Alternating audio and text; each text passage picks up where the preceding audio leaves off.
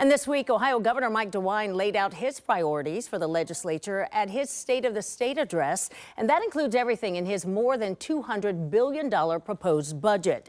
But even in a Republican-led House and Senate, lawmakers have some concerns. 10 TV's Carly Dion looks at some of the big sticking points with this. Carly? Yolanda, as lawmakers continue to review Governor Mike DeWine's proposed budget, some of the changes they're considering are to his proposed tax increases on cigarettes and sports gambling. Today, he answered some questions on how he plans to handle that. This is something I think that's really, really important.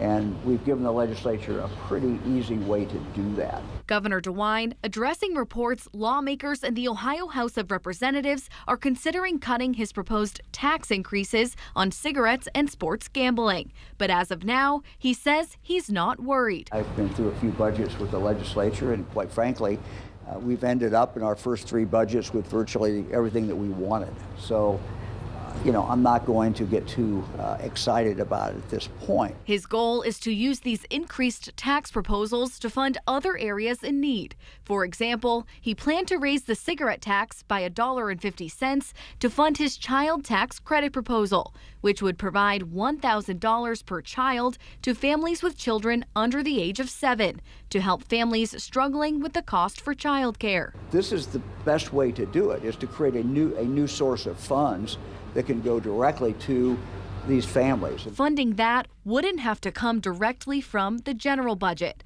Another proposal includes a sports gambling tax increase from 20% to 40%. So raising the fee that we charge them, or the tax that we charge them, will not cost Ohioans anything. DeWine says it would be used for repairs and renovations of sports stadiums across the state, as well as supporting youth sports. People who are making the most money off sports are the gaming companies.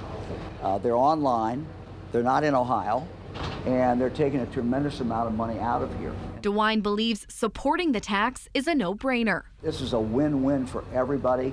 The only people that will be sad are the people who are making a ton of money from Ohioans, and that is the sports gaming companies.